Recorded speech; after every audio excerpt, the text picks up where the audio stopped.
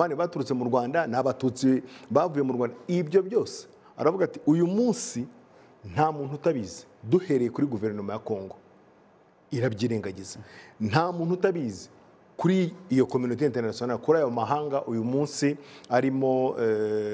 arimo atanga gasopo cyangwa Rayon Sport baratsinze babarira hayewe inkuru y'akababaro ku baturarwanda twese aho tuva tukagera, haba ku mwana kugeza ku mukuru. Inkuru y'urupfu rw'umugabo wamenyekanye cyane muri politiki y'u Rwanda kuva kera kugeza magingo aya ngaya ashiremo umwuka. Umuvugizi wungirije wa guverinoma y'u Rwanda Alain Mukurarinda amaze kwitaba Imana rwose, nta n'amasaha ashize iyi nkuru itugezeho. Bivugwa yuko Alain Mukura yitabye Imana kuri tariki ya 3 z'ukwezi kwa 4. Iyi nkuru ikimara kugera hanze, twese twakunze kwibaza duti azize iki? Nawe ushobora kuba uri kubyibaza. Bivugwa yuko uno mugabo mbere yuko yitaba Imana yafashwe mu minsi 2 ahita ajyanwa kwa muganga. Akigera kwa muganga amarayo iminsi 2 gusa ahita yitaba Imana. Muri uko kwitaba Imana bivugwa yuko yazize indwara ya stroke.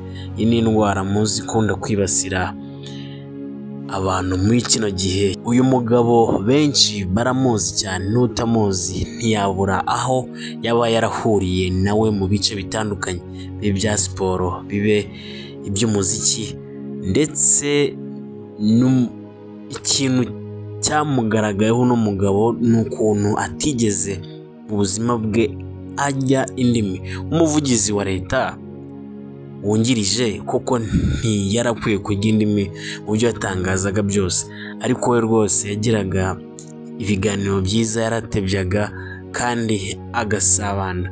Muramuzi mu ndirimbo ya Rayon Sport ati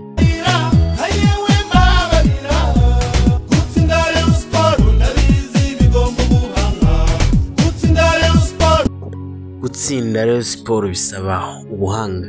Uno mugabo kandi tukiri mu muziki, ahangaha wenda yari ari mu buryo bwa siporo aririmbira Rayon Sport, ariko ni n'umugabo wabaye manager w'abahanzi batandukanye twakunze cyane.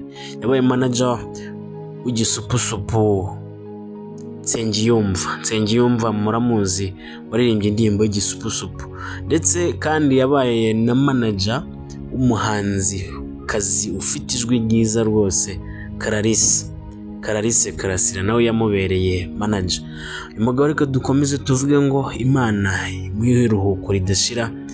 Ibyo yatugejejeho nk'abanyarwanda ntabwo tuzigera tubyibagirwa, kandi tuzajya duhora tumwibuka.